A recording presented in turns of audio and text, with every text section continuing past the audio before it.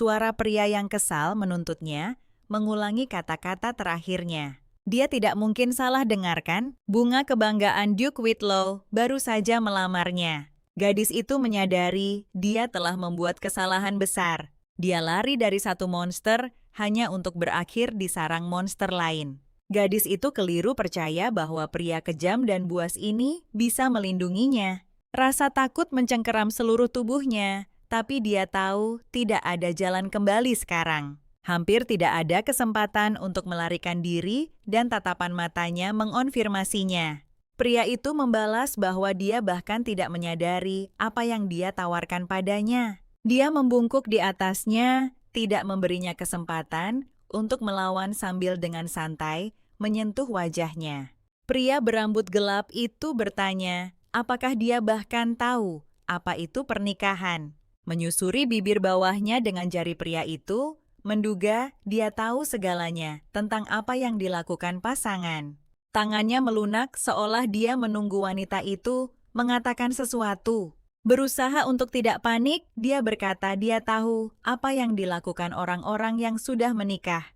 Lalu dia dengan berani menambahkan bahwa mereka belum benar-benar menikah sekarang. Tindakan berani itu sedikit membuatnya kehilangan semangat, tapi juga membuatnya tertawa sedetik kemudian.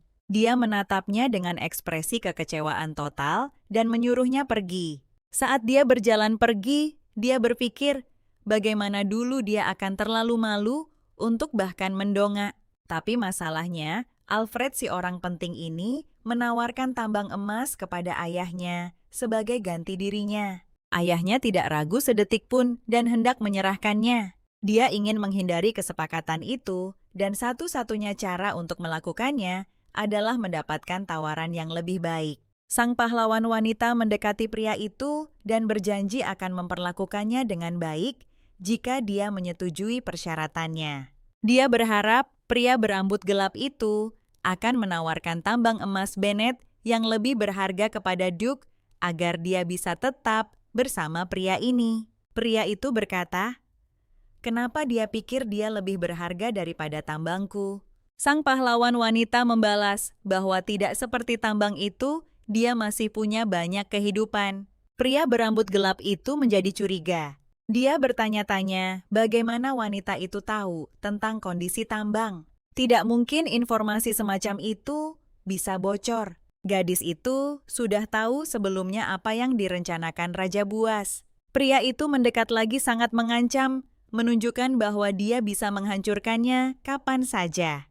Dia mulai mengancamnya, menyuruhnya menjaga mulutnya jika tidak ingin mati sebelum waktunya. Gadis itu menunjukkan bahwa jika dia mati, dia akan menyeret pria itu bersamanya. Terlebih lagi, seluruh rencananya akan berantakan dan dia akan mati dengan mengenaskan. Jadi satu-satunya cara untuk menyelamatkan diriku dan kekayaanku adalah dengan mengambil seorang istri. Pria itu tidak mengerti bagaimana wanita yang berani ini tidak takut mengingat dia bisa mengakhiri hidupnya kapan saja. Mereka memanggilnya bunga kesayangan Duke Whitlow dan dia tahu bagaimana menghadapi tekanan dengan sangat baik. Pria itu menenangkan diri dan meminta maaf kepada Lady Whitlow atas perilakunya. Lalu dia ingin tahu mengapa wanita itu ingin menikahi pria buas yang menurutnya akan bangkrut dan mati.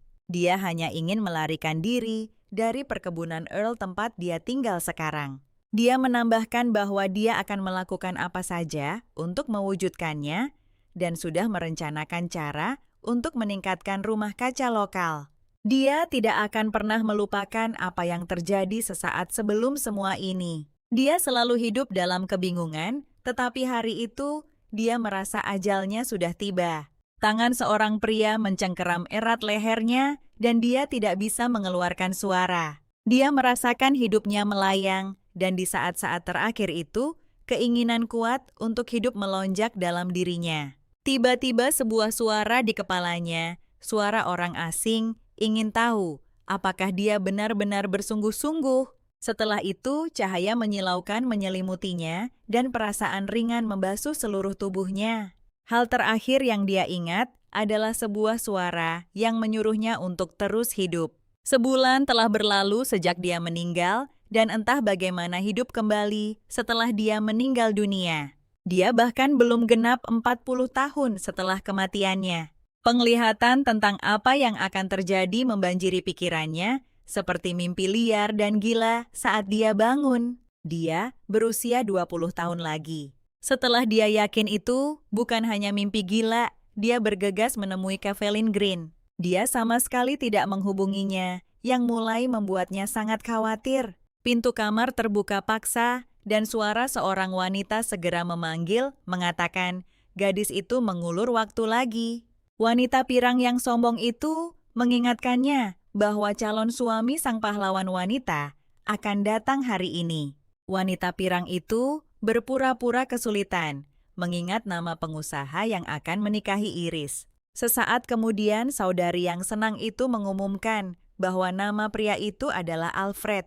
Gadis itu menjambak rambut sang pahlawan wanita dan mengingatkannya bahwa sangat penting untuk membuat kesan pertama yang baik. Mendekat wanita pirang itu menambahkan bahwa Ibu Iris bukanlah seorang santa. Gadis itu seharusnya berterima kasih kepada keluarga mereka atas pernikahan ini. Iris membalas bahwa dia bisa mengatakan hal yang sama tentang ayah si pirang itu. Keberanian yang tak terduga itu mengejutkan gadis itu. Dia hendak memarahi sang pahlawan wanita, tapi mereka diinterupsi oleh seorang pelayan. Dia mengumumkan bahwa Count Kathleen Green telah tiba. Green menyebutkan dia mendengar Putri Duke Whitlow sangat cantik, dan ayahnya mengira dia maksud Brittany. Brittany bergegas menghampiri tamu itu, mengumumkan bahwa dia baru saja mendengar tentang kedatangan Earl. Earl menyapa Lady Whitlow dengan segala hormat. Dia melangkah mendekat dan membungkuk sedikit kepada gadis yang berseri-seri itu. Lalu tiba-tiba pria itu terus berjalan. Brittany tidak mengerti apa yang baru saja terjadi dan membeku selama beberapa detik. Dia tahu pria tampan ini berada di bawah perlindungan kaisar, dan status sosialnya pada dasarnya setingkat Duke. Intinya, pria paling populer di sekitar baru saja masuk ke rumah mereka. Tepat saat itu, Earl menggenggam tangan Lady Whitlow. Pria itu berlutut dengan satu kaki, mencium tangannya, dan memperkenalkan diri sebagai Kathleen Green.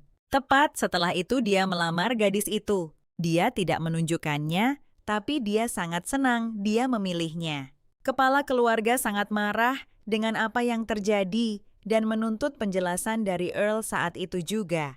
Dia bertanya, bagaimana mungkin dia tidak tertarik pada Brittany. Earl tidak pernah menyebut Brittany. Dia hanya tertarik pada Lady Iris. Berita ini membuat Brittany terpukul. Dia tidak bisa memahami bagaimana ini bisa terjadi. Si pirang tidak mengerti bagaimana pria tampan ini bisa memilih orang bodoh seperti Iris. Brittany menganggap semua itu omong kosong belaka, dan menurutnya Iris tidak berhak menerima lamarannya. Sang ayah mencoba menentang keputusan Earl karena putri sulungnya belum menikah. Earl tidak mempermasalahkannya, mengatakan banyak putri bungsu yang menikah duluan. Setelah itu ekspresi pria itu berubah sangat serius. Dia bertanya, apakah pria itu benar-benar berpikir Kathleen Green tidak cukup baik untuk putrinya? Sang ayah langsung mengatakan bukan begitu sama sekali. Brittany tidak mau menyerah, mengingatkan semua orang bahwa Count baru saja mengajaknya berdansa. Count menyeringai. Dia sepertinya sudah terhibur dengan jawaban yang akan diberikannya. Dia membalas bahwa si pirang pasti punya masalah ingatan, karena malam itu dia tidak mengajak Brittany. Dia yang mengajaknya. Green hanya setuju karena sopan santun, tapi rupanya sikap baiknya disalahartikan. Pria itu meminta maaf karena telah memberi harapan palsu pada gadis itu. Selama beberapa detik, suasana hening dan berat menyelimuti ruangan. Kepala keluarga tidak mengerti apa yang terjadi, tapi menolak Count akan menjadi langkah bodoh. Saat itu juga, Earl bertanya pada pilihan hatinya, apakah ada yang ingin dia katakan. Ayahnya mencengkeram kesempatan itu, menunggu jawaban gadis itu. Iris menatap calon suaminya. Dia sudah tahu jawabannya sejak lama, memberinya rasa percaya diri. Earl mengulurkan tangannya. Sepertinya itu isyarat yang ditunggu-tunggu oleh karakter utama kita. Dia meletakkan tangannya di tangan pria itu, dan menerima lamarannya. Sepertinya dia akhirnya bisa melupakan kekhawatiran pertunangan dari kehidupan masa lalunya. Tapi kemudian Brittany berteriak bahwa dia menentang pernikahan itu, berharap ayahnya bisa melakukan sesuatu. Brittany memberitahunya bahwa terlalu cepat bagi Iris untuk menikah. Ayahnya memahami perasaannya. Lagi pula, dia sudah lama berencana untuk mendapatkan Earl itu untuk dirinya sendiri. Jawaban ayahku benar-benar tidak terduga. Dia menyuruhnya kembali ke kamarnya. Setelah penampilan megah itu, mereka berdua menuju ke kediaman Count. Dia bertanya pada pria berambut gelap itu bagaimana dia tahu tentang hari ini.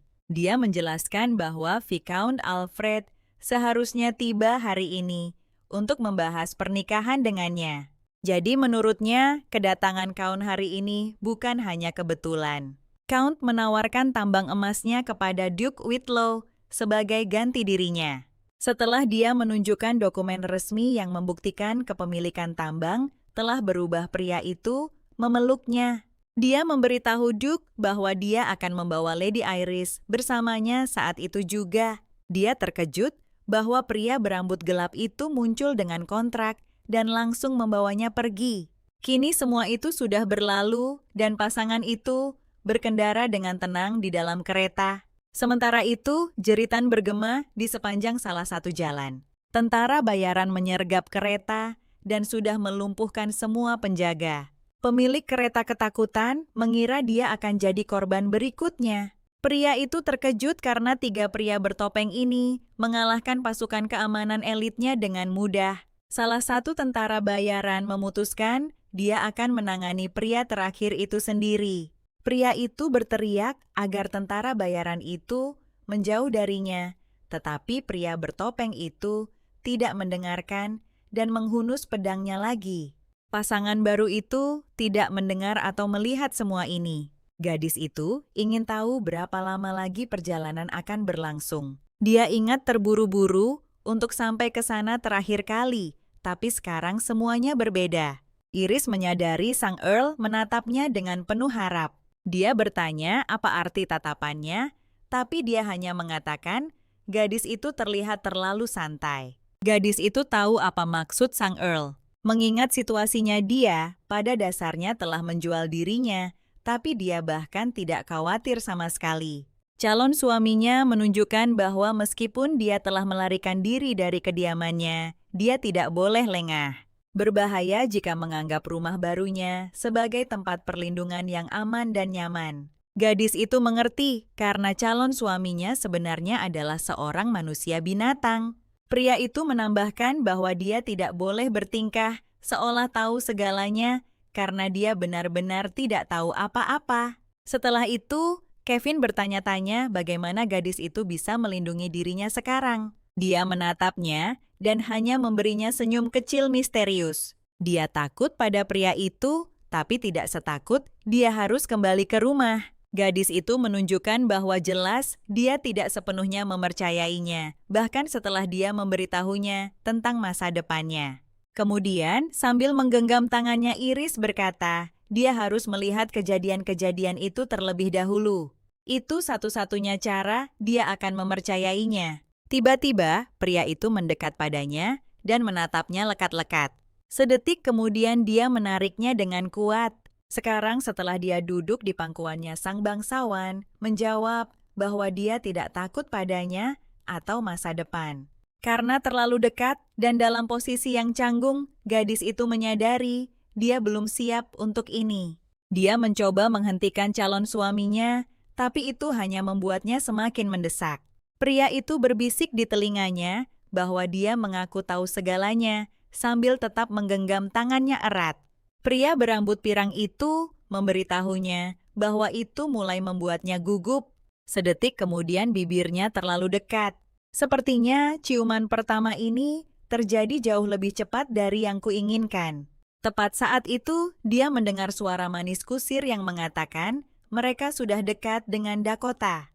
Pria itu segera melepaskan Iris dan dia buru-buru kembali ke tempat duduknya. Sang bangsawan memintanya untuk melihat baik-baik keluar jendela. Dia ingin tahu Apakah tempat ini terlihat seperti rumah kaca yang dia sebutkan saat mereka pertama kali bertemu? Tanpa disadarinya, dia sedang menikmati pemandangan dari tempat tinggal barunya. Pria itu bertanya bagaimana dia beradaptasi dengan kamarnya. Kemudian sang bangsawan menjatuhkan bom, mengatakan bahwa mulai hari ini mereka akan berbagi ranjang. Dia menunjukkan bahwa berbagi ranjang biasanya adalah hal yang dilakukan suami istri. Lalu dia tersenyum dan bertanya kepada sang bangsawan, apakah dia bisa mulai memanggilnya Iris. Pria berambut gelap itu menyukai tingkahnya. Dia benar-benar melampaui harapannya. Jika dia akan bersikap angkuh, maka dia harus memanggil Earl K. Dia ingin membahas soal berbagi kamar, tapi tidak tahu harus mulai dari mana. Dia menduga pasangan dalam perjodohan biasanya tidur di kamar terpisah. Pria berambut gelap itu menyadari dia sedang melamun dan melihat celah. Dia menariknya mendekat, menunjukkan bahwa sang countess melupakan sesuatu saat dia mendekat untuk menciumnya. Iris berpikir, oke, permainan dimulai. Kay berpikir itu bukan masalah besar, apalagi karena dia bukan manusia. Tapi Iris melihatnya berbeda. Dia mendorongnya mundur mengatakan bahwa dia masih punya banyak hal untuk ditunjukkan padanya.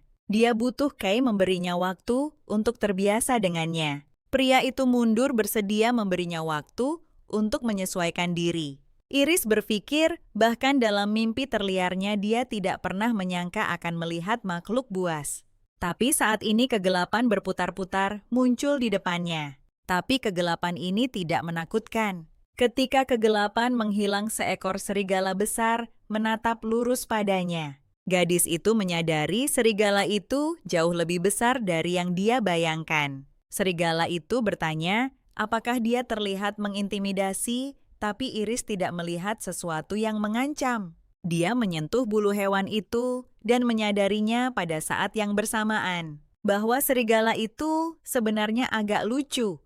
Gadis itu tidak tahu mengapa takdir memutuskan dia akan mati. Dia ingat yang menantinya hanyalah kulit yang tercabik-cabik dan bau amis darah. Sang bangsawan mendedikasikan seluruh hidupnya untuk melindungi relik suci. Dia ragu pria itu menduga hal itu akan terjadi, terutama mengingat betapa kuatnya dia. Dia akhirnya meninggal dunia membela apa yang dia yakini. Saat membelai bulunya, dia merasakan betapa kacau semua ini. Terbawa suasana, dia memeluk serigala itu yang benar-benar membuatnya terkejut. Mengangkat cakarnya, serigala itu diam-diam memperingatkannya bahwa dia akan menyesali ini suatu hari nanti. Dia hanya memeluknya lebih erat, mengatakan itu adalah pilihannya dan dia tidak akan menyesalinya. Sejak saat itu Kay tahu istrinya punya nyali. Melihat seorang pria telanjang, terutama yang baru saja dipeluknya, benar-benar membuatnya terkejut. Sesaat kemudian, dia merasa sangat canggung dan malu atas apa yang telah dilakukannya. Beberapa detik setelah itu, seluruh kastil mendengar teriakannya. Mendengar teriakan yang memekakan telinga itu, sekumpulan pria menyerbu masuk ke kamar. Yang pertama membuka pintu dengan kasar mencari nona muda itu. Ketika mereka melihat karakter utama kita, para pria yang menyerbu masuk itu langsung membeku. Benar-benar bingung, pelayan itu bertanya apa-apaan yang dilakukan tuan, sampai membuat gadis itu ketakutan seperti itu. Sang bangsawan menunjukkan bahwa tidak sopan, menerobos masuk ke kamar pengantin baru tanpa mengetuk. Pelayan itu melangkah di depan gadis itu dan meminta maaf atas nama semua orang bis atas perilaku tuan mereka yang tidak biasa. Sementara itu, pelayan lain mencoba membuat sang bangsawan mengerti bahwa mungkin Anda harus memakai pakaian sebelum menyapa seorang wanita. Pria itu menambahkan bahwa tuan mereka biasanya sangat berkelas. Para pelayan akan selalu siap membantu nyonya mereka apapun yang terjadi. Setelah semua permintaan maaf selesai, kedua pelayan itu akhirnya berhasil memakaikan pakaian lengkap pada Earl. Gadis itu melihat sekeliling ke semua orang dan langsung tertawa terbahak-bahak. Setelah itu, para pria akhirnya memutuskan untuk memperkenalkan diri. Pria berambut pirang itu bernama Nathan, dan dia adalah ahli pertarungan jarak dekat. Pelayan di sebelah kanan adalah Wallace dan yang di sebelah kiri adalah Eugene. Wallace meminta gadis itu untuk mengawasi bos mereka karena bos mereka jelas membutuhkan sentuhan wanita. Calon pengantin pria yang kesal itu menunjukkan bahwa dia bahkan belum selesai mengajaknya berkeliling mansion. Para pelayan mengerti bahwa Earl ingin berduaan dengan gadis itu dan segera pergi setelah mereka sendirian. Kai menyebut para pelayan itu nakal kecil. Meskipun begitu, mereka semua rukun karena mereka satu keluarga, satu kawanan. Gadis itu tidak menyangka pria berambut gelap itu menyebut pelayannya sebagai bagian dari keluarga. Sang pahlawan wanita berpikir bahwa mungkin dia juga akan menjadi bagian dari keluarga mereka. Sementara itu, Brittany sangat marah tentang pernikahan kakaknya yang akan datang dengan Earl Green. Dia tidak bisa memahami bagaimana ayahnya sendiri bisa melakukan ini pada putri kesayangannya. Ayahnya mencoba menjelaskan kepada wanita berambut pirang itu bahwa pernikahan ini sangat menguntungkan bagi keluarga mereka. Gadis itu tidak peduli sedikit pun tentang keuntungan keluarga atau tambang itu. Brittany percaya bahwa Earl seharusnya hanya miliknya dan sama sekali bukan milik si rendahan itu. Ibu Brittany menunjukkan bahwa upaya putrinya untuk menjadi seorang countess hanyalah buang-buang waktu. Ibu terkejut bahwa gulma, hina yang dia besarkan ternyata berguna. Kepala keluarga di sisi lain percaya bahwa Brittany akan jauh melampaui Iris. Mengapa Brittany harus terpaku pada Earl? Padahal dia punya prospek menikahi putra mahkota. Kemungkinan menjadi seorang putri segera menyenangkan Brittany dan dia menjadi tenang tentang Iris mendapatkan Earl. Dia sudah ngiler, memikirkan untuk membalas dendam pada adik perempuannya gadis itu, memutuskan bahwa menulis surat adalah awal terbaik. Malam hari pertamanya di rumah baru datang tanpa disadari. Earl menyadari bahwa makan siang mereka telah berubah menjadi makan malam yang larut. Dia penasaran, ingin tahu apa yang paling disukai Iris dari kastilnya. Sulit baginya untuk memilih.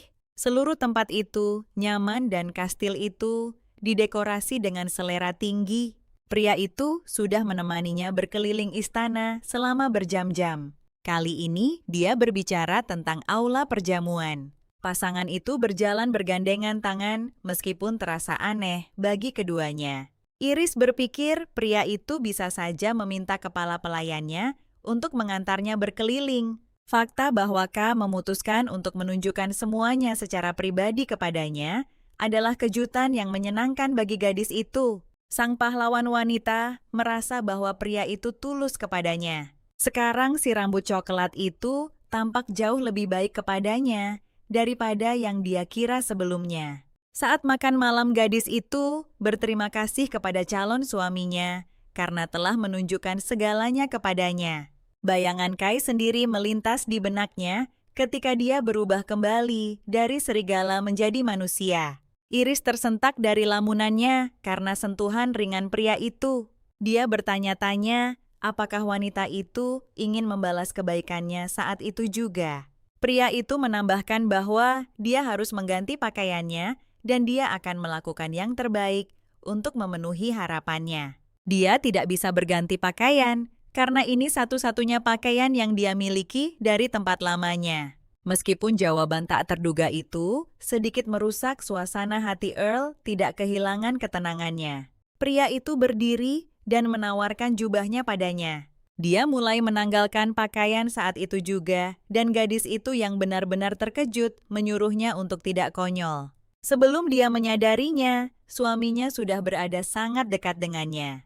Semenit kemudian dia berdiri di depannya lagi, hampir telanjang, terus membuatnya terkejut dan malu. Kai memakaikan jubahnya padanya. Lalu dia menambahkan bahwa meskipun dia memakaikan jubah itu padanya, dia ingin segera melepasnya lagi. Pria itu menambahkan bahwa menurutnya, istrinya yang tercinta sangat cantik. Tak lama kemudian, dia sudah memeluknya erat sambil berkata, dia bisa saja memakannya sekarang. Pada akhirnya, semua pakaian Iris dan jubah itu tergeletak di lantai. Pasangan yang akan segera menikah itu berbaring di tempat tidur, berpelukan di bawah selimut hangat. Pria itu menatap gadis yang tertidur dan berpikir dia pasti sangat lelah hari ini karena dia langsung tertidur pulas. Dia mencium istrinya dengan lembut, tetapi merasa seperti sedang menjalani kebohongan. Berhati-hati agar tidak membangunkan Iris, dia diam-diam bangkit dari tempat tidur. Dia merasakan sensasi aneh muncul di dalam dirinya. Kay selalu takut dan malu untuk menunjukkan siapa dirinya sebenarnya kepada orang lain. Tapi gadis ini sama sekali tidak peduli dengan keanehannya. Dia menciumnya lagi, berharap gadis itu akan bahagia hidup bersamanya. Lalu dia menyelinap keluar diam-diam dan menutup pintu kamar tidur dengan perlahan. Tepat pada saat itu, salah satu pelayan memanggilnya. Kev tahu gadis itu menginginkan sesuatu, jadi dia langsung ke intinya dan menanyakan ada apa. Nama gadis itu adalah Gillette, dan sepertinya pertemuan di lorong ini bukanlah kebetulan. Pelayan itu dengan tatapan licik di wajahnya bertanya, apakah ada sesuatu yang bisa dia lakukan untuk tuannya. Keesokan paginya, cuaca benar-benar sangat indah. Menatap keluar jendela gadis itu, sangat ingin berjalan-jalan dan mungkin membeli sorbet. Mewujudkan keinginan itu menjadi masalah karena dia tidak punya pakaian ganti dan para pelayan telah mengambil gaunnya. Dalam kehidupan sebelumnya, gadis itu bahkan tidak pernah memikirkan hal-hal kecil seperti itu. Iris tersadar dari lamunannya oleh sebuah ketukan. Dia bertanya-tanya siapa yang berkunjung sepagi ini. Itu adalah salah satu pelayan, dan dia akan memperkenalkan seseorang kepadanya. Pintu terbuka dan Wallace masuk ke kamar bersama orang asing. Pria berambut pirang itu tidak bisa memperkenalkan diri kemarin. Karena dia tidak langsung tahu tentang kedatangan Nona di rumah, ternyata dia adalah kepala pelayan Earl bernama Jamie. Kepala pelayan itu memberitahu gadis itu untuk memberitahunya jika dia membutuhkan sesuatu sampai dia bisa mengatur beberapa pelayan untuknya. Iris ingin pria itu memanggilnya dengan namanya, tapi dia menolaknya. Gadis itu segera meminta Jamie untuk mencarikan pakaian untuknya. Pria itu sudah mengatur agar penjahit datang di akhir pekan. Gadis itu menjelaskan bahwa dia butuh sesuatu untuk dipakai sekarang juga. Iris teringat bahwa ukuran Nathan kurang lebih sama dengannya. Jadi dia ingin meminjam beberapa pakaian darinya. Wallace merasa tidak pantas bagi seorang wanita untuk memakai pakaian pelayan. Lagi pula gadis itu tidak mempertimbangkan bahwa Nathan itu laki-laki. Gadis itu berpikir bahwa dia selalu diperlakukan seperti sampah. Jadi dia tidak ingin menjadi wanita lemah kali ini. Sang tokoh utama wanita ingin menjalani hidup dengan caranya sendiri. Jadi dia akhirnya mengatakan tidak peduli milik siapa pakaian itu selama nyaman dipakai. Kepala pelayan menyukai sikap itu dan dia tersenyum tipis. Si pirang menjawab bahwa dia harus mengobrak-abrik lemari Nathan. Kemudian sambil berdiri kepala pelayan bertanya, apakah ada hal lain yang Nyonya butuhkan? Gadis itu berkata dia ingin berjalan-jalan di taman dan beberapa sorbet. Setelah itu gadis kita memutuskan untuk mengklarifikasi sesuatu. Pertanyaan apakah Iris bisa melakukan apapun yang dia inginkan di rumah ini kembali membuat Jamie lengah. Setelah ragu sejenak kepala pelayan mengonfirmasi bahwa dia bebas melakukan apapun yang dia inginkan. Gadis itu senang bahwa dia tidak memiliki batasan apapun di rumah ini. Setelah beberapa saat keinginan Milady akhirnya terwujud. Berjalan-jalan dengan sepatu seperti ini cukup merepotkan bagi seorang gadis. Meski begitu, dia sangat senang bisa berada di luar menikmati cuaca yang luar biasa ini. Pakaian Nathan agak kebesaran, tapi sangat nyaman dipakai olehnya. Menyendok es krim sambil memegang payung pada saat yang bersamaan benar-benar gagal total. Dia hendak meletakkan payungnya, tapi seseorang langsung merebutnya dari tangannya. Gerakan tiba-tiba itu benar-benar membuatnya terkejut. Itu Kay, dan dia berkata, kenapa kamu melahap sorbet sebelum makan siang? Sang Earl mengetahui di mana calon istrinya berada saat dia bertemu kepala pelayan. Dia menyadari sang Earl sedang membicarakan pria pirang yang sopan dan tampan itu. Kay memastikan lagi Apa kamu yakin sedang membicarakan kepala pelayan kita? Ketika Iris menjawab ya kak, berpikir Jamie terlalu sopan padanya. Melihat ekspresi wajahnya dia menawarkan untuk berbagi sorbetnya. Dia menatap sendok yang ditawarkan dan hidangan itu tenggelam dalam pikiran. Kak berharap dia akan menyuapinya bukan dari sendok, tapi dari bibir manisnya. Dia sangat berharap dia hanya bercanda, tapi dia memutuskan untuk menuruti. Jadi dia meraih wajahnya, ingin dia mendekat menciumnya dengan lembut dan perlahan. Iris bertanya-tanya apa yang akan dia lakukan dengan pria ini sekarang. Beberapa saat kemudian, dia membalas ciumannya sama lembutnya. Mereka begitu larut dalam ciuman itu, mereka bahkan tidak menyadari payung jatuh atau sendok berjatuhan ke tanah. Mundur sedikit, Iris bertanya pada Kai apa pendapatnya tentang sorbet itu. Rasanya sangat manis. Mengelus rambut istrinya, Kai berpikir dia tidak menyangka keputusannya untuk memakai pakaian orang lain. Tenggelam dalam pikiran, ia meremas tangan wanita itu, terlalu keras membuatnya tidak nyaman. Menyadari perbuatannya, pria itu segera menarik tangannya dan meminta maaf dengan lembut. Mengambil sehelai rambutnya, Kak berkomentar bahwa ia membutuhkan beberapa pakaian baru. Iris menyebutkan bahwa Jamie sudah memanggil penjahit. Ia menyadari bahwa Kak bereaksi agak aneh terhadap kalimat itu. Meskipun Earl tidak mengatakan apa-apa, ia bisa tahu bahwa Earl tidak senang. Tiba-tiba Cavelain bertanya apa yang bisa ia lakukan untuk wanitanya. Ia meminta seorang pelayan yang bisa mengajarinya etiket dan membantunya dengan berbagai hal. Pria itu berjanji akan membantu dan menambahkan bahwa Viscount Alfred Hughes akan segera berkunjung. Pria itu menunjukkan bahwa Viscount datang untuk menuntut pertunangan. Ia menatap Milady dengan saksama. Lalu ia mengajukan pertanyaan ingin pendapatnya. Apa pendapatnya tentang kunjungan Hughes dan apa yang harus mereka lakukan? Cave tidak akan membiarkan Viscount itu mendekatinya sejauh 1 mil pun, jadi ia menyarankan untuk menyingkirkannya saja. Sepertinya Earl tidak main-main dengan ancaman itu. Gadis itu menatap pria pilihannya sama sekali tidak yakin bagaimana harus bereaksi. Earl Green hanya duduk di sana menunggu jawaban Iris. Keheningan itu berlarut-larut. Ia merasa seperti melihat sisi baru dari Cave. Akhirnya, ia menghela napas dan berkata bahwa tindakan drastis seperti itu tidak diperlukan. Lalu Iris menambahkan bahwa tidak ada salahnya untuk kau tahu mendapatkan hak penambangan Levanta itu darinya.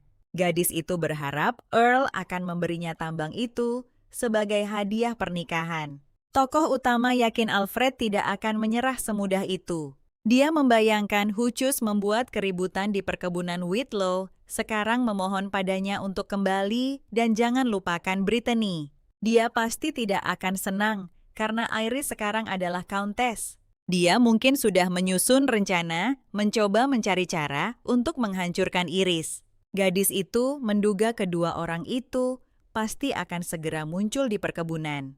Pria itu berpikir Iris belum sepenuhnya memahami situasinya. Dia tidak akan memberinya hadiah pernikahan apapun. Mereka punya kesepakatan, dia tidak memberitahu siapapun bahwa dia adalah manusia buas, dan dia menjadikannya Countess Green.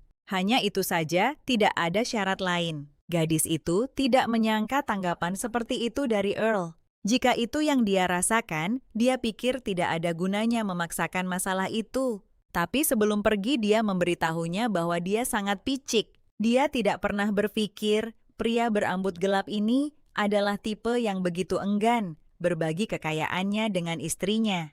Dia menambahkan bahwa keluarga Green sangat dihormati, tapi rasa hormat saja tidak cukup. Gadis itu percaya, pengaruh keluarga Green harus mencapai setiap sudut dunia, dan dia akan menjadi orang yang berdiri di sisi Earl ketika dia mencapai puncak.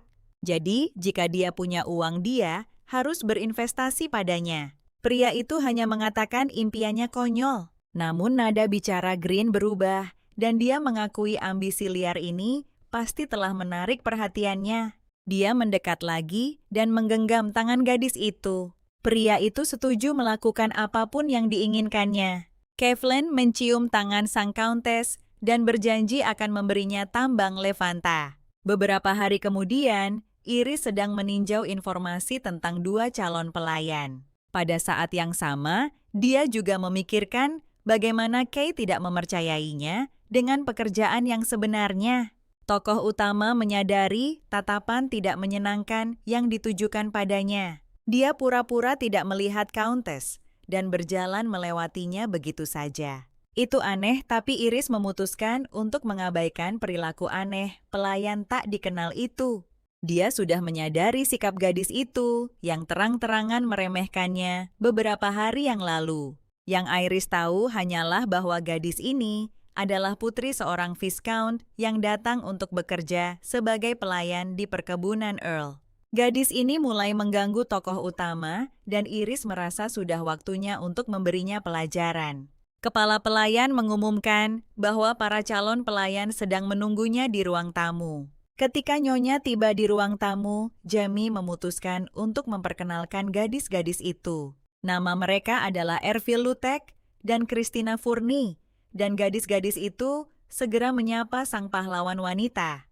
Keluarga Furni dikenal karena para ahli dekoratornya yang berbakat. Keluarga lainnya terkenal sebagai garis keturunan yang melahirkan ilmuwan-ilmuwan brilian bagi dunia. Hanya butuh beberapa menit bagi gadis itu untuk menilai calon-calon pembantu tersebut. Ketika salah satu pelayan menyebut Countess sebagai bunga keluarga Whitlow, kandidat lainnya langsung panik. Dia tidak percaya seseorang bisa mengatakan hal seperti itu tentang Countess. Si rambut coklat menyuruh Vel untuk diam dan menenangkan diri. Ternyata gadis-gadis ini sudah saling kenal sejak lama. Lutek belum menikah, jadi dia bisa tinggal di perkebunan itu sepenuhnya. Sementara Fernie akan kembali ke keluarganya 2 atau 3 kali seminggu. Tokoh utama memutuskan untuk mengakhiri pembicaraan dan menyarankan para gadis untuk melihat-lihat perkebunan sebelum makan malam.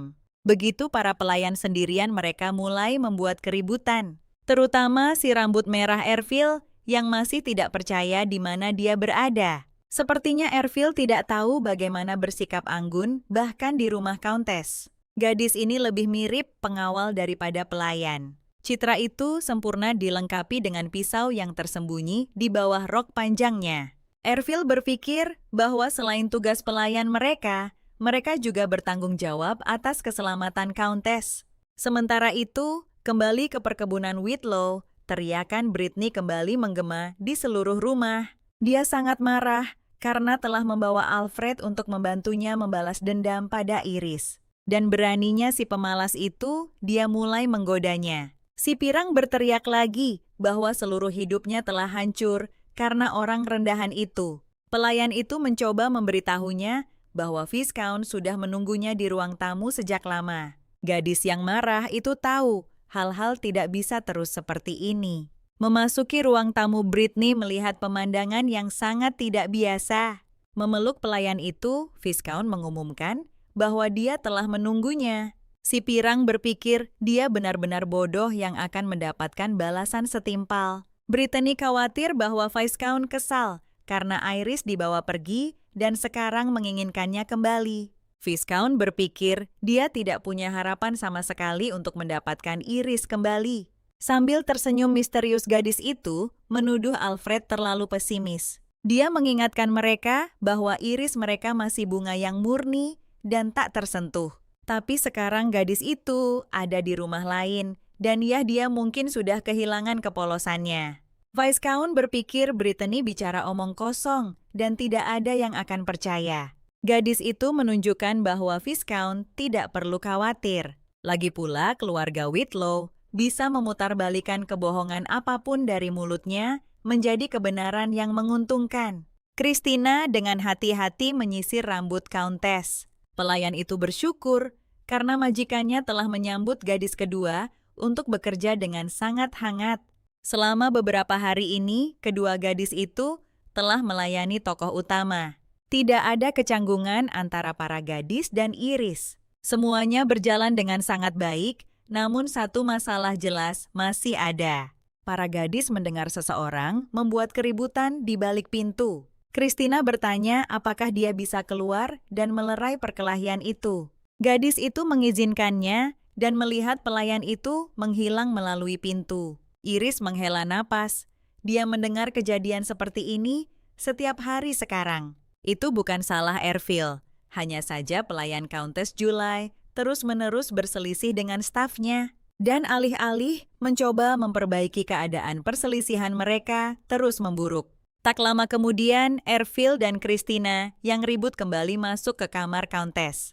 Christina sangat tenang, tetapi bahkan dia mulai muak dengan temperamen liar temannya. Ervil punya sesuatu yang ingin dia sampaikan kepada nyonyanya. Gadis itu melakukan apa yang diminta Iris, tapi dia sangat marah karena Gilly selalu mencampuri urusan yang bukan urusannya.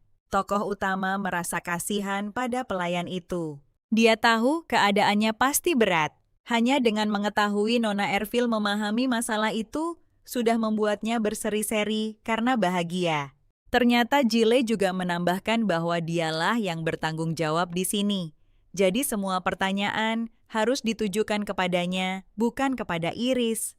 Christina berpikir pelayan ini benar-benar keterlaluan. Iris juga merasa bahwa pelayan bangsawan itu terlalu lancang. Tak disangka tokoh utama wanita itu menjawab bahwa tawaran Gilly sebenarnya sangat membantu. Sambil tersenyum, gadis itu menambahkan bahwa dia kebetulan membutuhkan pelayan lain. Beberapa waktu kemudian, Gilly sedang duduk di ruang tamu menunggu Countess. Gilly tidak mengerti mengapa Iris ingin menemuinya. Gadis itu sudah duduk di sofa menunggu lebih dari setengah jam. Kini Iris akhirnya masuk ke ruang tamu, dan pelayan itu membungkuk kepada Countess. Tokoh utama menyadari bahwa gadis itu tidak pernah menunjukkan rasa hormat yang cukup saat berbicara dengannya. Meskipun mungkin gadis itu tidak mendapatkan pendidikan yang cukup dulu, jadi itu bukan sepenuhnya salah pelayan itu. Putri Viscount itu sudah lama tinggal di kediaman ini sebagai pelayan, dan dia adalah satu-satunya gadis di sini. Dia mungkin diam-diam jatuh cinta pada Earl Green. Sejak awal tidak sulit menebak hal itu dari perilaku Gilly dan reaksinya terhadap istri Earl. Iris menduga gadis ini begitu percaya diri karena penampilannya yang menarik, dan sampai dia resmi mendapatkan gelar istri Gilly akan memperlakukannya sebagai saingan. Gadis itu masih tidak mengerti mengapa dia dipanggil ke sini. Iris dengan tenang meminta gadis itu untuk duduk nyaman di sofa. Sang pahlawan wanita berpikir bahwa ketidakhormatan terang-terangan semacam itu sangat bodoh datang dari seseorang yang ingin menggantikannya. Gilly mulai gelisah setelah Iris terus menyuruhnya berdiri dan menyapa, lalu duduk kembali dan mengobrol. Pelayan itu berpikir seseorang yang bahkan belum menjadi Countess tidak berhak bertingkah, seolah dia pemilik tempat ini kan? Kemudian Iris mengumumkan bahwa mulai sekarang pelayan itu akan melayaninya. Gillette terkejut dengan berita itu dan memintanya menjelaskan apa yang baru saja dia katakan. Ketika dia menyadari, dia tidak salah dengar Gillette Mardy menjadi marah, karena dia adalah pelayan pribadi sang Earl. Tidak peduli pelayan siapa Gillette sebelumnya, karena sekarang dia akan melayani Countess. Gillette menyebutnya omong kosong mengatakan keluarganya tidak akan melayani sembarang Countess. Iris menambahkan bahwa dia dan Earl sekarang adalah keluarga, tetapi Gilly keceplosan. Bahwa dia tahu pernikahan mereka hanyalah kesepakatan bisnis. Sang pahlawan wanita menunjukkan bahwa meskipun itu kesepakatan bisnis, itu tetaplah pernikahan yang nyata. Countess sangat kecewa. Dia harus menjelaskan hal-hal yang begitu jelas tentang pernikahan kepada gadis ini. Kemudian Iris berkata Gilly akan mengerti semuanya pada akhirnya. Gilly tidak akan menerima omong kosong semacam itu, jadi dia berbalik dan menuju pintu. Gadis kita dengan manis palsu bertanya, kemana dia pikir dia akan pergi. Seorang pelayan tidak begitu saja membelakangi nyonya rumah. Gillette bertaruh sang Count tidak akan setuju dengan penunjukan ini. Dia tahu dia istimewa dan dialah satu-satunya di rumah itu yang diizinkan masuk ke ruang kerjanya. Untuk membuktikan dia istimewa dan menempatkan Countess pada tempatnya, dia langsung menuju ruang kerja pangeran.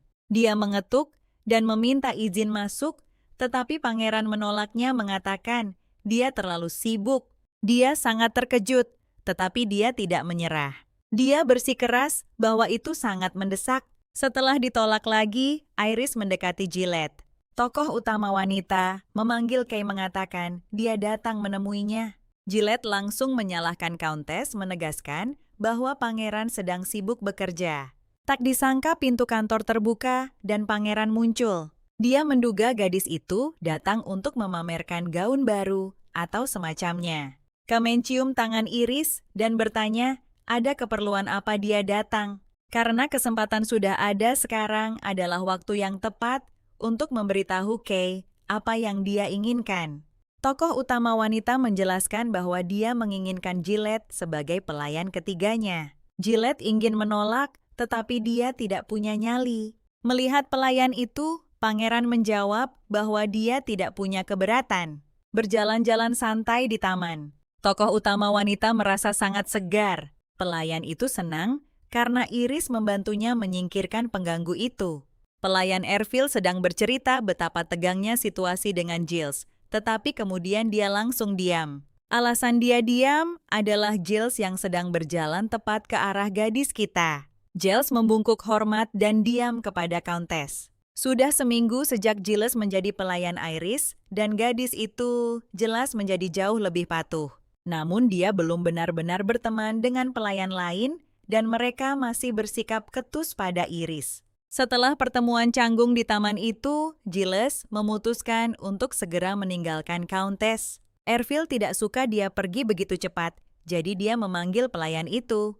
Dia mulai berteriak bahwa Giles merasa dirinya terlalu baik untuk bergaul dengan pelayan biasa. Gadis itu yakin bahwa si ular di belakang mereka sedang menghancurkan mereka. Sang protagonis merenungkan kata-kata temannya. Mungkin Ervil melebih-lebihkan, tapi Iris benar-benar tidak bisa memahami apa yang sedang dilakukan Giles. Tak lama kemudian, desas-desus mulai beredar di antara para pelayan bahwa Countess tidak mengenakan cincin kawin.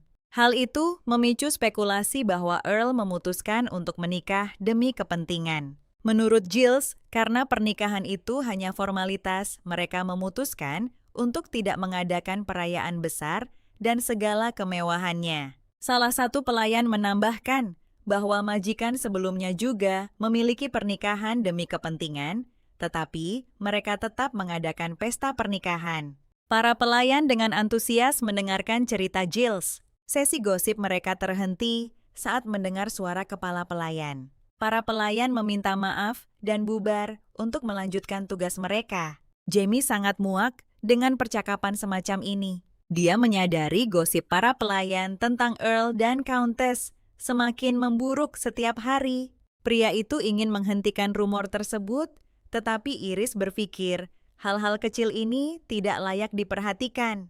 Dalam perjalanannya, kepala pelayan itu tiba-tiba bertemu Kevlen. Bangsawan itu melamun dan tampak senang melihat asistennya. Dia bertanya kemana kepala pelayan itu pergi, memastikan pria itu akan menemui Iris.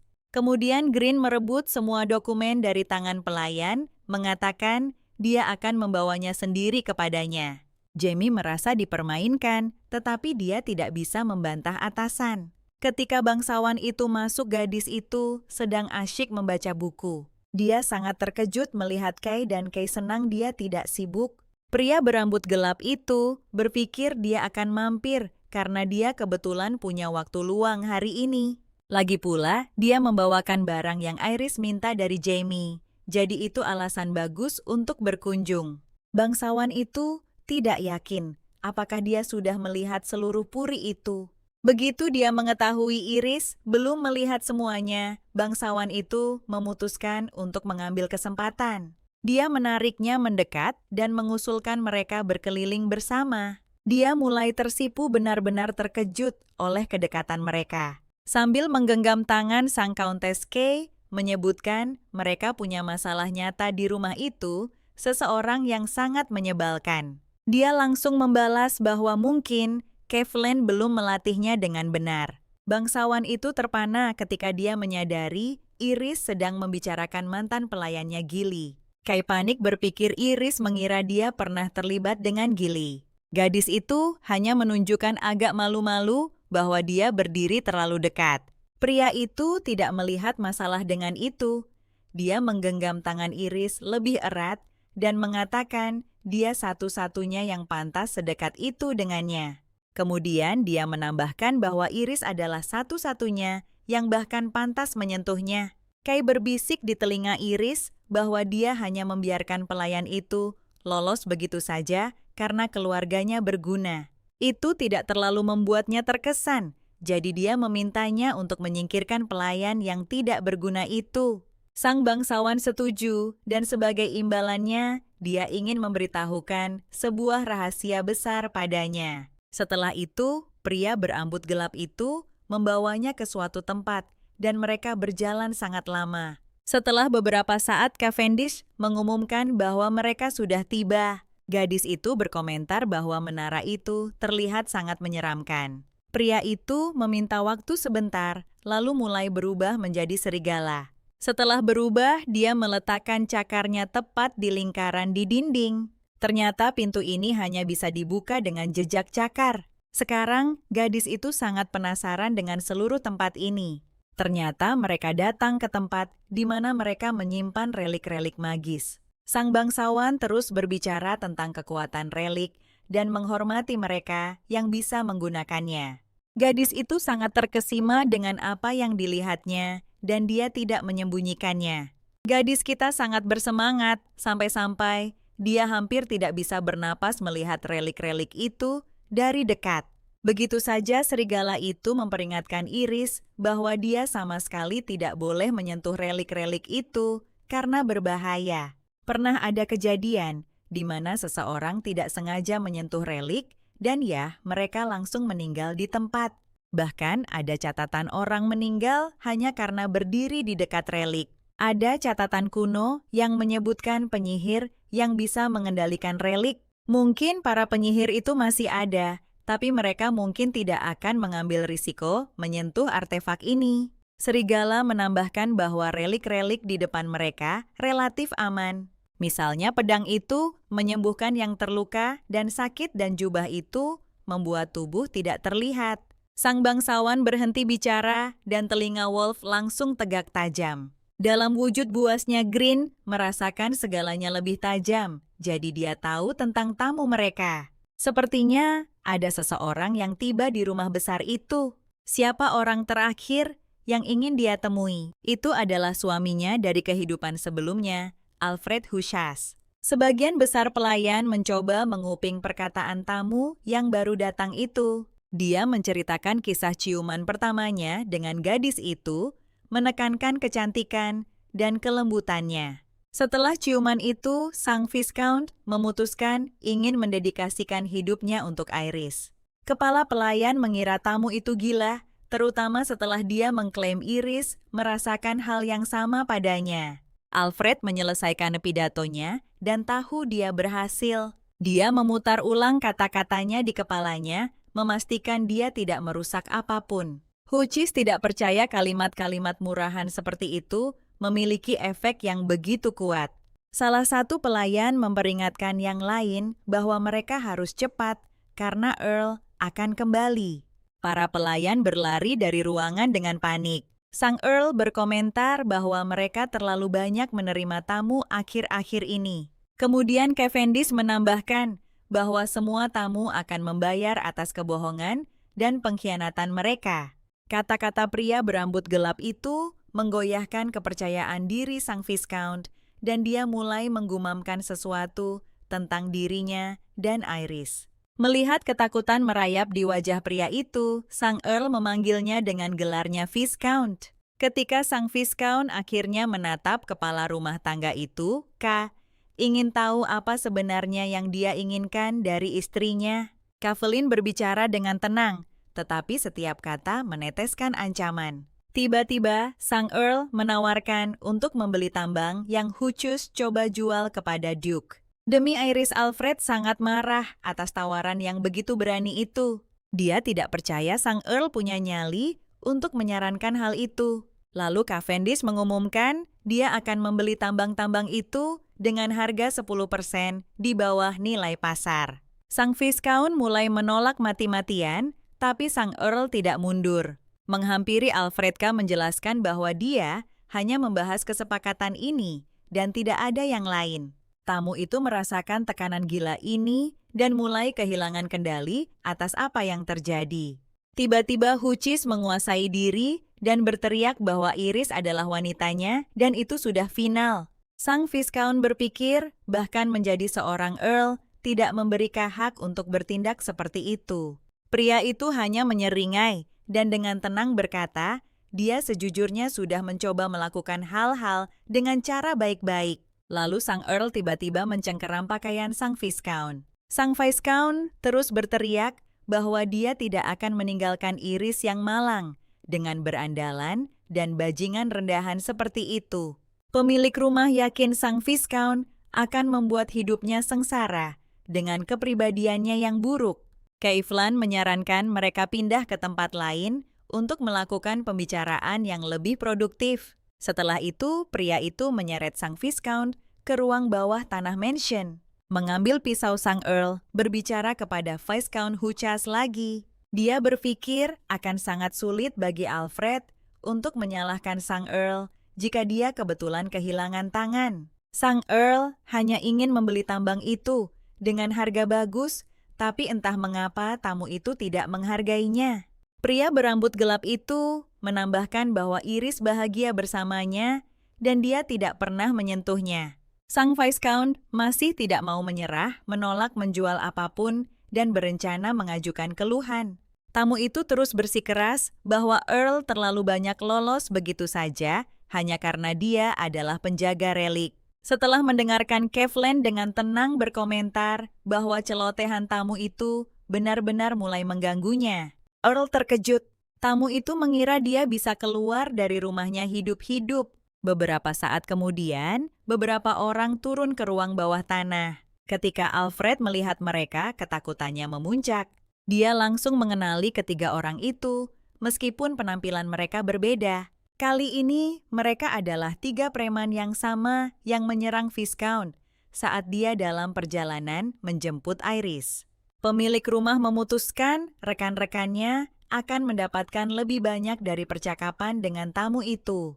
Pria itu mulai berteriak lagi, menyuruh ketiga orang itu untuk menjauh darinya. Malam tiba dan semuanya sunyi di kastil. Jamie memberitahu Iris bahwa Viscount setuju untuk menjual tambang itu kepada Earl. Sambil memegang cangkir panas, gadis itu masih tidak percaya dia benar-benar berhasil melakukannya. Dia ingat sengaja bertanya kepada serigala itu apakah dia bisa mengambil tambang itu sendiri. Bagaimanapun juga, sebuah awal telah dibuat untuk mengubah masa depan Earl. Tambang Viscount sudah habis, tapi itu tidak berarti mereka tidak berharga di masa depan. Duke Whitlow membangun kekuatan dan kekayaannya karena apa yang dia temukan jauh di dalam tambang-tambang itu. Kali ini, gadis itu tidak akan membiarkan kekuatan keluarganya lepas kendali. Countess meminta kepala pelayan untuk melakukan satu kebaikan lagi untuknya. Dia mencari seorang pria yang dulu bekerja untuk ayahnya, tapi dipecat. Kemudian gadis itu menambahkan, menemukan pria ini adalah yang terbaik bagi keluarga Green. Gillette menyadari para pelayan sedang heboh membicarakan gosip terbaru. Inilah yang sudah lama diupayakan gadis itu. Setelah tiba di rumah bangsawan Viscount, dia akhirnya punya kesempatan untuk mewujudkan rencananya. Sepertinya tidak ada satupun orang di seluruh rumah bangsawan itu yang tidak mempercayai rumor tentang Countess. Tentu saja tak lama kemudian, rumor-rumor itu bocor ke jalanan kota. Setelah itu, gosip tentang bunga Duke Whitlow sudah tersebar di kalangan bangsawan. Semua orang mulai berpikir Countess itu benar-benar wanita yang licik. Salah satu rumor itu sedang disebarkan sekarang kepada salah satu wanita paling berpengaruh di kota. Narator itu hanya berpura-pura mengatakan dia tidak pernah menyangka Countess akan mengkhianati Viscount seperti itu. Ternyata tamu yang tidak puas itu adalah saudara perempuan Earl. Gadis itu menerobos masuk ke kamar, bertanya pada Brittany apakah dia sudah membaca berita terbaru. Brittany belum membaca koran dan tidak mengerti apa pentingnya. Gadis itu menjatuhkan diri di sofa di samping wanita berambut pirang itu dan mulai membaca. Artikel itu seluruhnya tentang Iris yang mereka sebut putri dari keluarga terkenal di seluruh benua. Di samping foto gadis itu, judul berita mengumumkan bahwa kehidupan rahasia Countess terbongkar. Reporter itu berpura-pura terkejut bahwa tidak ada yang tahu tentang pernikahan antara kepala keluarga suci dan bunga bangsawan itu. Kemudian disebutkan bahwa bunga bangsawan itu sebenarnya wanita yang licik. Gadis itu sangat terkejut bahwa Countess sudah seperti ini sejak awal. Brittany hanya mengatakan rumor-rumor itu menyebar terlalu cepat. Kemudian si Pirang mengonfirmasi kepada temannya bahwa adiknya benar-benar menjadi seorang Countess.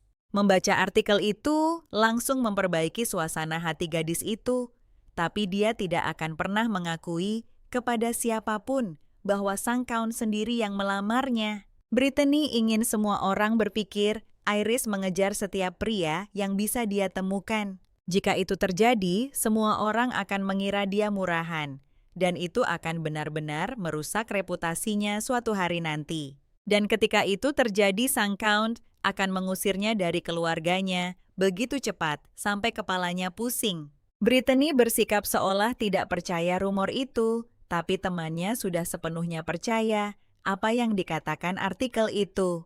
Temannya bertanya, apakah Brittany mengenal adik perempuan Count Henrietta? Ternyata Henrietta sangat dekat dengan Countess Nilani, tapi Brittany tidak tahu apa-apa tentang itu. Temanku terkejut.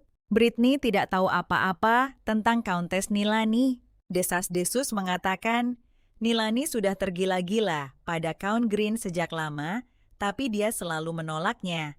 Setiap kali mereka berdua berada di suatu acara. Matanya selalu terpaku padanya. Sementara itu, calon tuan dan Nyonya Green sedang dalam perjalanan ke pesta. Pria itu berpikir dia sebenarnya tidak perlu ikut.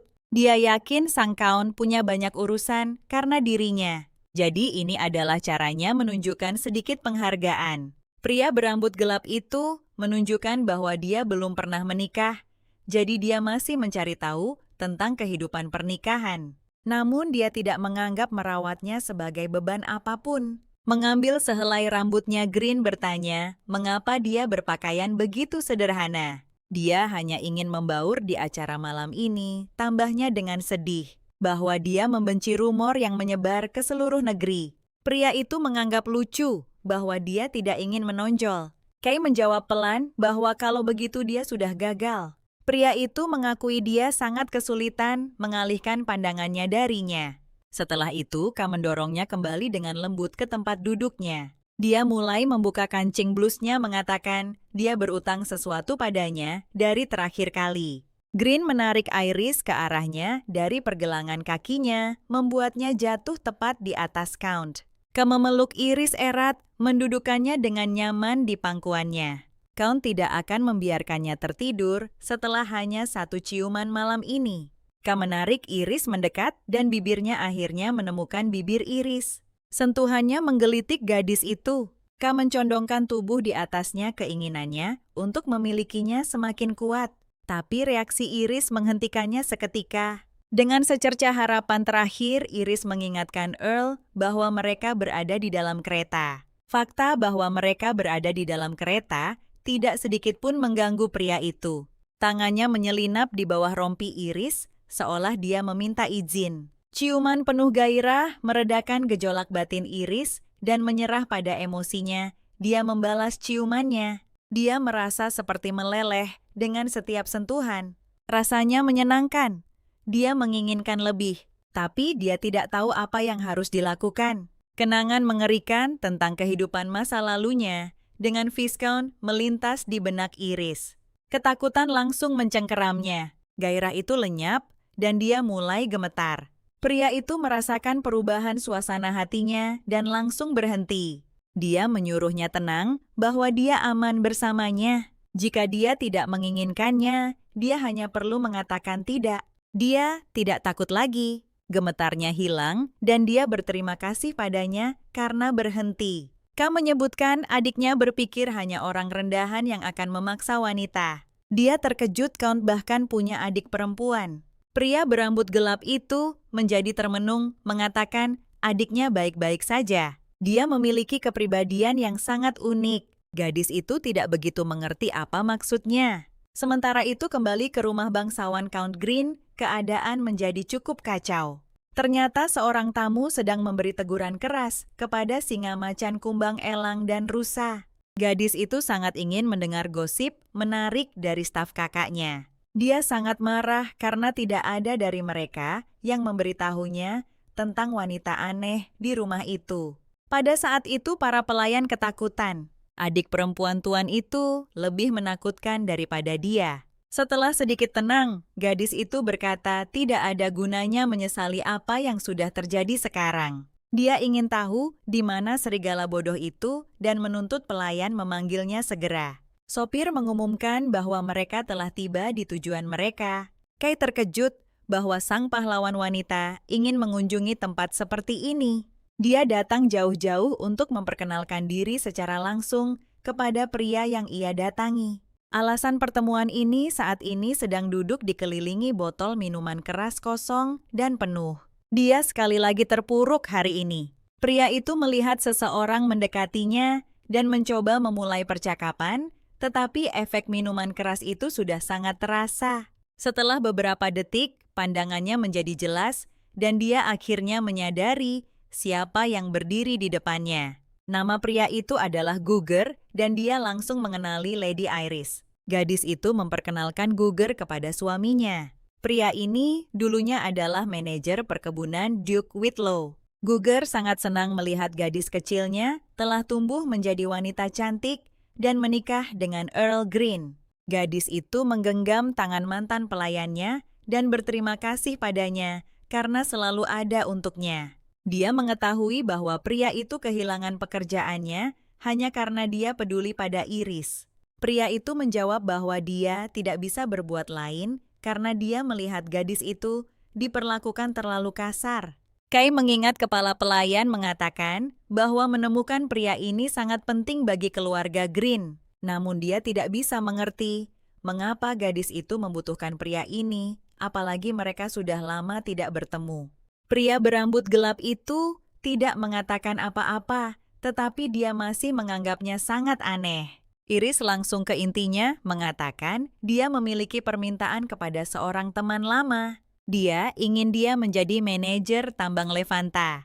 Iris ingin pria itu menangani semuanya secara pribadi, mulai dari merekrut pekerja hingga mengelola operasi penambangan Guger, mencoba menolak mengatakan bahwa ia sudah agak berantakan dan manajemen semacam itu adalah tanggung jawab besar. Gadis itu berdiri mencoba menjelaskan bahwa ini tentang siapa dia, nanti bukan siapa dia sekarang. Dia menganggap Guger satu-satunya orang yang sepenuhnya dia percaya. Pria itu terkejut melihat betapa percaya dirinya gadis itu sekarang. Dulu dia terlalu takut bahkan untuk menatap mata para pelayan. Aku merasa seperti berbicara dengan orang yang sama sekali berbeda. Guger membungkuk mengatakan hidupnya kini ada di tangannya. Setelah pembicaraan itu, dia melangkah keluar. K langsung mengeluh bahwa Iris seharusnya memberitahunya lebih awal tentang kunjungan itu. Ternyata K tidak ingin ada orang yang bekerja untuk keluarga Whitlow di dalam rumahnya. Dia membalas bahwa pria itu tidak akan bekerja di rumah, melainkan di tambang. Iris menambahkan bahwa anak buahnya adalah orang-orangnya dan mereka tidak akan setia padanya. Dia yakin mereka tidak akan mengkhianatinya, tetapi mereka akan dengan mudah menyingkirkannya untuk melindunginya. Dulu keahlian Guger yang luar biasa membuatnya diakui oleh istana kekaisaran. Iris menambahkan bahwa suami yang selalu ikut campur urusan istrinya cenderung cepat sekali menua. Pria itu terkejut mendengar kata-kata itu dan bahkan tidak tahu harus menjawab apa. Setelah itu, dia hanya menarik napas dalam-dalam dan tersenyum. Dia setuju untuk menjadi suami yang hanya duduk manis. Setelah itu, pasangan itu kembali dan K memutuskan untuk membahas surat yang baru tiba. Surat itu mengatakan bahwa saudara perempuan K telah tiba di mansion sehari sebelumnya kemungkinan besar berkat rumor. Adik perempuannya mengetahui tentang pernikahan itu dan datang untuk membuat kekacauan. Dia teringat keluarga suaminya dari kehidupan sebelumnya. Mereka bersikap kasar pada karakter utama. Mereka selalu menyalahkannya karena dia tidak memberi mereka pewaris. Iris berkata pada dirinya sendiri bahwa semua kenangan itu adalah milik kehidupan sebelumnya. Dia tahu apa yang akan dihadapinya dengan keluarga Alfred. Sekarang dia harus mencari tahu tentang kasus ini. Tiba-tiba, pria berambut gelap itu bersemangat dan bertepuk tangan. Sambil menyeringai, dia bertanya, berapa lama lagi dia harus menahan rumor itu? Menganggapnya sebagai pecundang yang menyedihkan, gadis itu tidak menyangka dia peduli dengan gosip. Tapi dia hanya memikirkan kemungkinan-kemungkinan. Gadis itu bertanya-tanya, apakah mereka harus mulai menghentikan rumor tentang mereka sekarang juga? Keesokan paginya, suara jilet menggema di seluruh mansion. Dia membentak para pelayan menuntut mereka membersihkan seluruh rumah sampai bersih sebelum Earl kembali. Henrietta dan Nathan menyaksikan adegan ini dalam diam. Saudara perempuan pemilik rumah itu sangat penasaran siapa gadis ini yang bertingkah, seolah dia pemilik tempat itu. Ketika dia mengetahui bahwa gadis itu hanya seorang pelayan, dia langsung marah karena pelayan tidak seharusnya bertingkah seperti itu. Henrietta sangat kesal karena pelayan istri kakaknya sama sekali tidak punya sopan santun. Itu hanya menambah masalah, terutama dengan artikel yang muncul di koran. Saat itu juga, Wallace masuk dan mengumumkan bahwa Tuan sudah kembali. Saat para pelayan mendekati kereta, Kay sudah membantu istrinya turun. Melihat kakaknya begitu memanjakan istrinya, sang adik berpikir dia sedang berhadapan dengan wanita yang sangat rapuh. Hal itu hanya membuat Henrietta merasa semakin tidak enak terhadap istri kakaknya. Begitu Iris turun dari kereta, dia memberitahu para pelayan bahwa dia telah membaca artikel yang sangat sensasional. Sepertinya ada seseorang dari luar perkebunan yang bekerja keras untuk merusak reputasi Countess. Pasti orang luar, karena pelayannya sendiri tidak akan sebodoh itu melakukan hal seperti itu. Melihat Henrietta, Iris langsung berseru dengan ceria mengatakan betapa senangnya dia memiliki tamu. Dia sangat senang bertemu dengan adik iparnya. Pernikahan karena cinta memang terjadi, tapi mari kita realistis. Ini selalu tentang menyatukan dua keluarga, tapi alasan utama. Kay tidak memberitahu adiknya tentang pernikahan itu adalah karena dia benar-benar lupa menyebutkannya. Para pelayannya yang setia benar-benar terkejut mendengar berita itu. Sang Earl berkata kepalanya sudah pusing karena terlalu banyak informasi. Pria itu tenggelam dalam pikiran menyadari bahwa dia tidak bisa memikirkan hal lain sejak dia melihat wajahnya. Jamie berpikir itu bukan alasan yang cukup baik dari seorang tuan rumah. Sang Earl merasa situasinya sangat canggung, jadi dia mungkin harus berbicara dengan adiknya. Kepala pelayan menunjukkan bahwa adik perempuan sang Earl tidak terlalu ingin berbicara dengannya. Lalu mereka memberitahunya tentang reaksinya ketika dia datang ke tempatnya beberapa hari yang lalu. Setelah mendengar cerita dari para pelayan, suasana hati pria itu langsung memburuk. Jamie memohon padanya untuk setidaknya menulis surat kepada ayahnya tentang pernikahan itu sebelum ayahnya juga muncul di sini. Pria itu meminta maaf kepada Iris karena harus melalui perkenalan yang sulit dengan Henrietta. Dia ingin memberitahunya sesuatu sebelum dia resmi bertemu dengan adiknya. Kay mengungkapkan bahwa selain adiknya, dia juga memiliki seorang adik laki-laki. Nathan menyusul mereka, ingin mengantar Iris ke Henrietta dan menjadi pendukungnya. Kivalan menganggap itu ide bagus karena Nathan sangat akrab dengan adik Count. Gadis itu tidak mengerti mengapa semua orang begitu khawatir tentang pertemuannya dengan Henrietta karena semua keributan itu. Dia sendiri mulai merasa khawatir. Nathan menasihati Iris untuk tidak terlalu memikirkan apapun yang dikatakan Henrietta. Iris berkata bahwa jika Henrietta mulai menjelek-jelekannya, dia akan membiarkan Nathan menghajar adik Count karena menghina seorang countess. Ketika Iris mengatakan itu, para pria benar-benar terkejut. Nathan khususnya tidak bisa membayangkan seorang countess menggunakan bahasa seperti itu. Earl itu berpikir lagi bahwa istrinya terkadang bisa sangat keras kepala. Dan akhirnya pertemuan itu terjadi dengan Henrietta menatap tajam pasangan itu.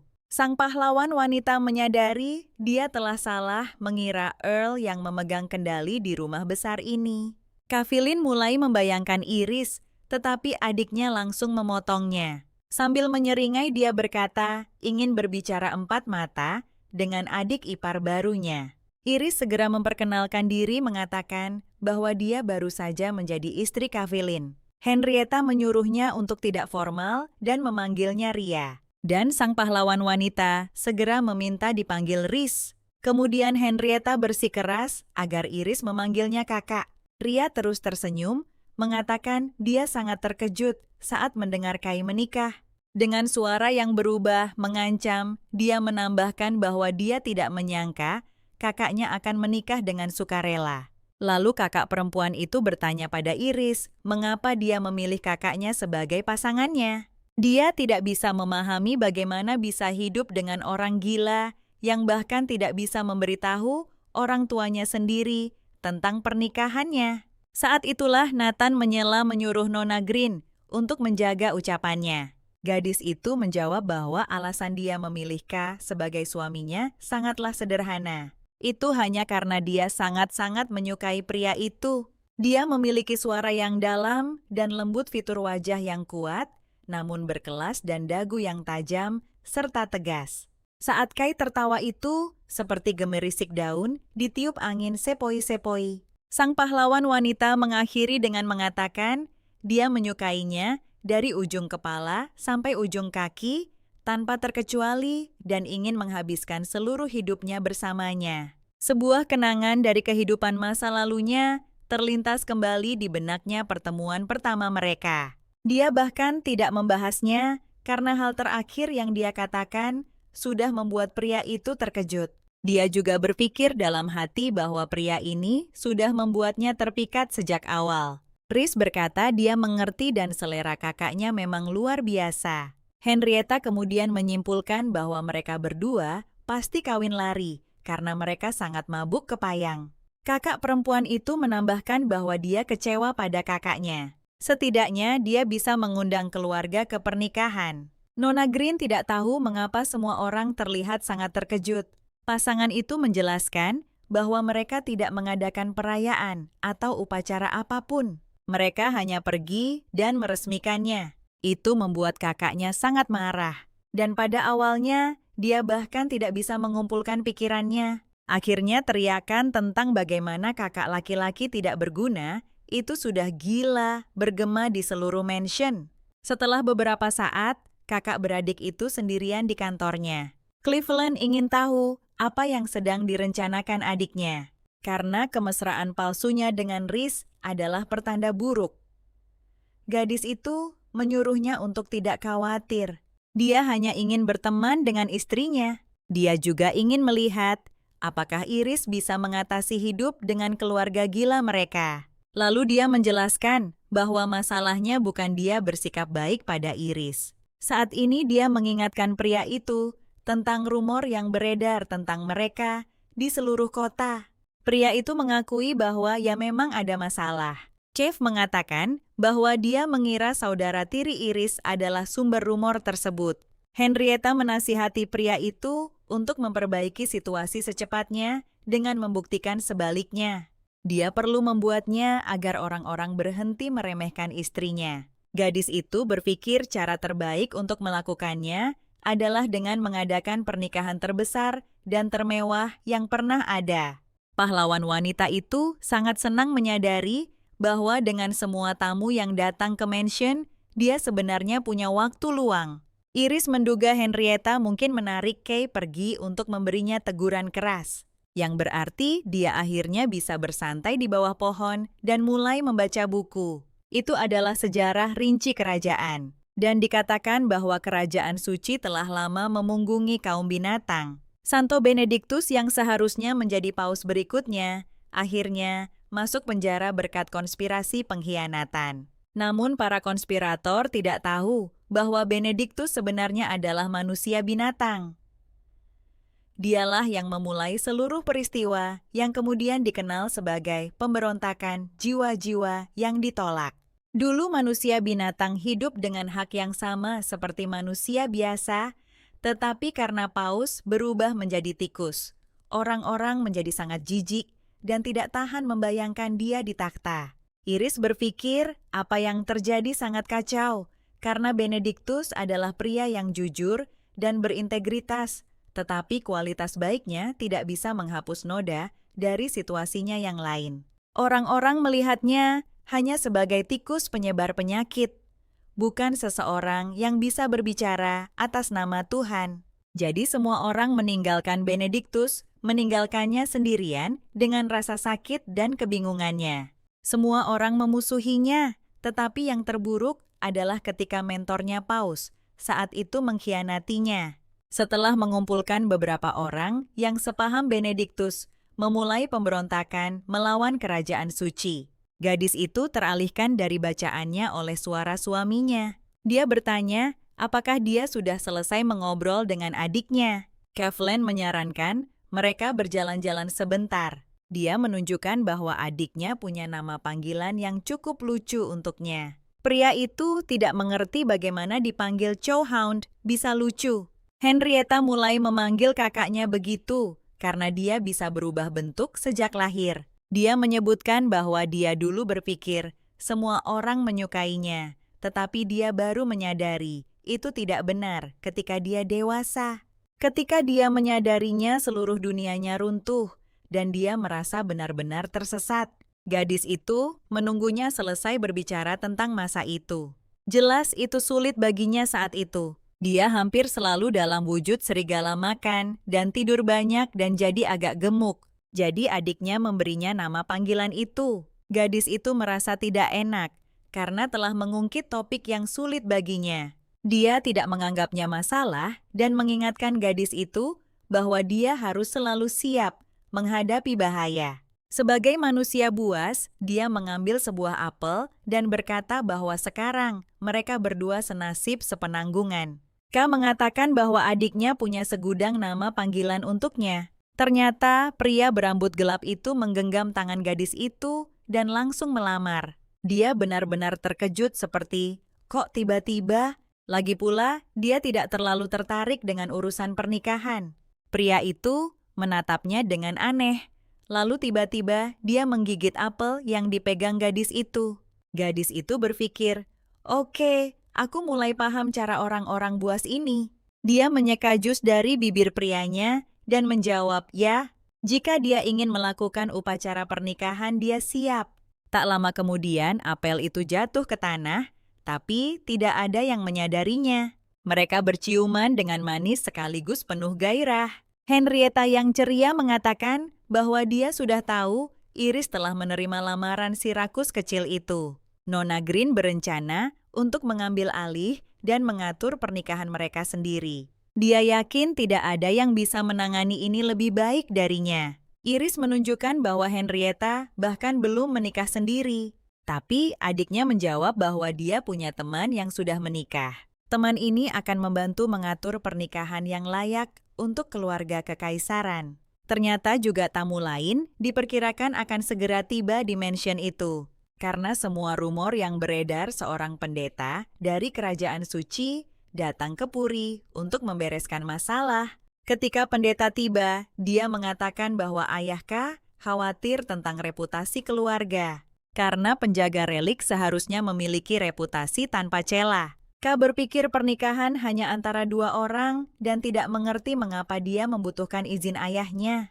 Pendeta bertanya dengan nada tajam, apakah sang bangsawan benar-benar percaya dia mencapai posisinya sepenuhnya atas usahanya sendiri. Pemilik Puri tidak akan mentolerir sikap pendeta itu. Dengan nada berbahaya dalam suaranya pria berambut gelap, itu menyuruhnya menghentikan kesombongan yang tidak berguna itu. K menunjukkan bahwa hanya garis keturunannya yang bisa menyentuh relik dan tetap hidup, jadi tidak ada yang bisa mengambil hak mereka sebagai penjaga. Pendeta yang ketakutan mencoba mengingatkannya bahwa dia berbicara atas nama Paus Suci dan dia tidak akan mentolerir ketidakhormatan semacam ini. Tamu itu menambahkan bahwa gereja menentang pernikahan dengan wanita ini dan bahwa pernikahan ini menodai kehormatan kerajaan suci. Oleh karena itu, Paus dengan murah hati membatalkan pernikahan sang bangsawan dengan wanita ini dan mendesaknya untuk menikahi wanita yang telah dia pilih. K meminta konfirmasi apakah Paus sendiri yang menyampaikan kata-kata ini. Setelah mendapat konfirmasi, sang bangsawan menjawab bahwa dia mengerti keinginan Paus dan melanjutkan minum tehnya. Green menduga orang tua itu tidak akan berani melawannya. Jadi ini pasti semacam trik kotor. Sayang sekali tidak ada seorang pun kecuali Kavelen yang menyadarinya. Pria berambut coklat itu bertanya pada pria itu, apa yang akan terjadi jika perkataan tentang istrinya sebenarnya bohong? Kay kemudian bertanya, apa yang akan dilakukan gereja jika semua rumor itu ternyata palsu? Pendeta itu berteriak bahwa itu semua benar, karena artikelnya dimuat di surat kabar terkemuka. Pria itu mencoba berargumen bahwa sang bangsawan hanya tergila-gila pada gadis itu dan sudah kehilangan akal sehatnya. Kay membalas bahwa pernikahan adalah janji antara dua orang, dan jika rumor itu benar, dia akan bertanggung jawab dan bercerai. Tapi jika rumor itu omong kosong, maka seseorang sengaja mencoba merusak nama baik keluarganya. Kalau begitu, Paus sendiri harus menyampaikan permintaan maaf secara terbuka dan memberikan restu resminya untuk pernikahan itu.